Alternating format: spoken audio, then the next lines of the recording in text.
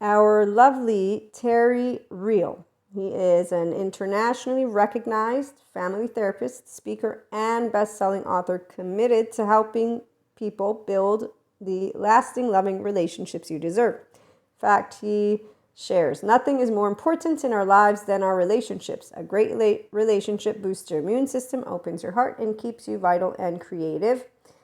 And as his statement in one of these interviews was, we marry our unfinished business. Now, he's talking to people who don't have their secure attachment in the forefront, which instead the 5D, mystic, and or functional adult, and or both in the Enlightenment Soul Age group does. So we don't marry unfinished business. In fact, you don't need to marry. But what he's saying is people that don't know about their secure attachment and their trauma, memory, attachment wounds, these are very serious pieces of business that most people, especially in the mystic community, seem to disregard. In fact, let's touch upon the twin flame, the saga that we're seeing all over the place, which a 5D mystic will have nothing to do with because, again, we don't marry our unfinished business. We don't have unfinished business. So I should specify, a 5D mystic has their left and right mode of their physical human being brain in the forefront. We know when our attachment system is engaging. Wow, I really would love to share that with this person or that person. I am solo polyamory, by the way. So since I was a teenager, it was like, I know exactly what I want to do and I know how I love. And I was like, okay, let's do this. And that teenager is very important because that's when we have a pruning process. Thank you, Daniel Siegel, in our brain.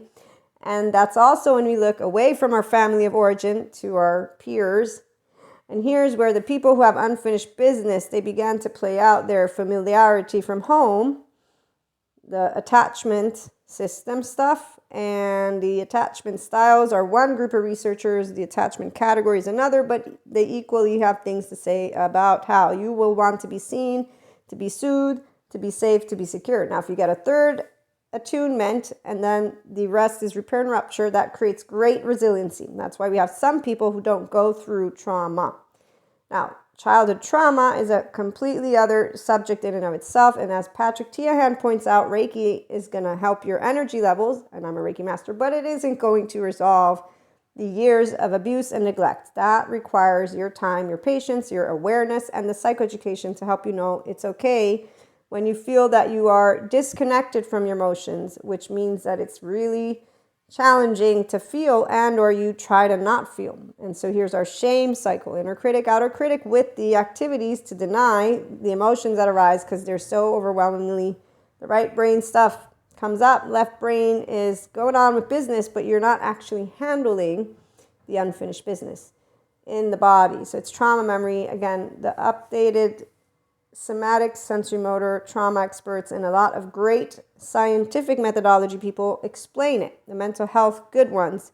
The ones who don't want it, they want the silver backpacks.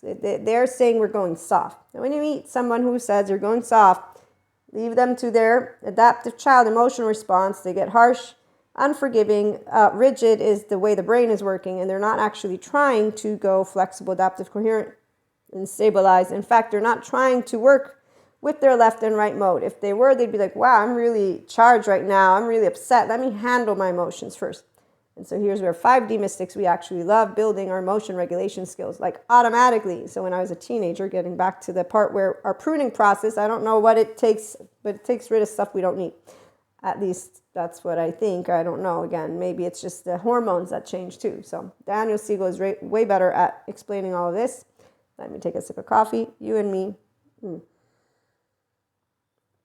Okay, so the 5D mystic will clearly, in all ways, shapes, and forms, because there's 4D mystics, and they don't actually do this. I've seen them. Right now, there's a lot going on. I did a short. Go check it out, because everybody needs to know. One, your purpose is you, the human being. Please use your name. I know you like being some 4D, they like being star babies. You're a human baby. The stars are extra. And your clairs are not special gifts from any supernatural. I mean, hey, everybody has their belief system. That's great. But there's a group of scientific methodology people who study neuroscience and consciousness. And yes, I'm going to do it this way because apparently Some people think you can't bring science and spirituality together because that confuses them. No, science is explaining what spirituality had been the only thing that could, we could use before to achieve the Enlightenment Soul Age group, which there's a whole episode today on that where it's just Human 101. So that's all. They're not competing subject matters for the adults, and they're competing only for the people who don't recognize, I'm getting pissy because I want it to be different. No, it's not even that. It's that usually the people who don't use left and right together, their left is already breaking everything down as I'm speaking, which in fact will just be a person who's criticizing, which is not listening. In fact, you don't have to listen. That's why it's food for thought. I mean, we're sharing life. Here's the beauty, 5D mystics. We share joy. We're not extracting, because this is not a competition. If you're trying to prove you're right in your own brain, there's the adaptive child who's actually doing also what's known as cognitive dissonance and or confirmation bias and or whatever, which I personally enjoy that you are going to be expanding your consciousness in your own way. But what I'm trying to explain is you're only using your left brain because you're not aware that you're dismantling something that really doesn't need to be dismantled yet. Your right brain mode is what allows the A and B, what you think contradicts, to sit in this unknown and to evaluate somebody else's food for thought. You don't need to, in fact, make it your own. You're allowing yourself to listen means that there's an absence of participation of your brain, the thinking one, and you're present and conscious. So that means you're like, wow, I'm intrigued. So you do want to maintain an energy presence. Otherwise, it means you're in apathy, which means you're actually bored, which might as well just say, you know what, I'm bored because I don't agree with it in any way, shape, or form, and I'd rather use my ear time in different ways. See, that this is a way that we can do a 5D mystic. I've done it before. I have a great friend of mine, and they're like, I want to go out. I was like, look, I love you, and 1 hour, half an hour, 2 hours, I can't spend a whole day with you. I just can't. I would be lying to you if I said I could. I physically, mentally, emotionally can't. I tune you out at a certain point. I don't even hear you. That to me is a disrespect towards your time. I love you, but I can only handle so much of you. And by being honest and genuine and transparent, the person, also though, an adult who doesn't take offense, oh my God, how dare they? So a secure person who'll be like, okay, I gotcha. They'll keep insisting because see, to them it's different. They enjoy the conversations. I don't, because if you're crapping about humanity and you're talking to me about evil and demons, I'm like, nope, all of that reminds me of the unresolved trauma. Let's get back to unfinished business and twin flames. So when we looked at the anxious and avoidant and trauma bonding, that's what the twin flame saga is all about. It's unfortunate. They don't really know about it. I mean, twin flames are really special, but it's when you have secure attachment that they're special, because when you're interacting, there's no unfinished business. You're not dealing with them in accordance to your own household, secure or not secure attachment stuff, trauma stuff from home.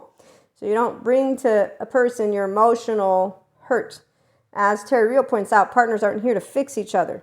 And he teaches a lot about how to be in integrity, so relational integrity and relational mindfulness. And it's beautiful. So 5D mystics, it's automatic because we use our left and right. And that's because we are secure people. So we know our interests, we know our heart. And when somebody pokes us, even if it hurts, we're like, well, it's my heart. So we have a relationship with our mental and emotional body, which is why we build those emotional regulation skills. As a teenager, I began. It was really easy. And all of it has grown even more. So the Enlightenment Soul Age group is you aligned in your body, heart body, value body, physical, energy, which is the emotional, and mental. And that's basically a secure attachment person with a restored embodied self. So you don't actually extract joy. You don't do unfinished business with any partner or partners for the polyamory secure community. And when we have direct communication, it's because we do not shame, do not blame, do not fault. We don't do the codependent type stuff. We don't do where we're going to do passive aggressive or manipulate in a way. No, we'll just tell you how it is. Heart to heart, straightforward, and there you go. And it's done. So 4D, on the other hand, and other soul age groups, they're doing unfinished business. And that's not good or bad. They learn about their self through those relationships because they're going to face the emotional stuff. And then the purpose. You are your purpose. They're still putting it outside. And the 4D, unfortunately, is because they think they're special, so that it's outside. So when they don't get what they want, what they think they should be getting, then they have a destabilization moment. We'll talk a little bit more about that one in the next episode, plus I didn't close all the loops. So meantime, though, if anybody does not tune in again, remember, unconditional love, it's from your ventral vagal nervous system state, restored embodied self, Have a great day.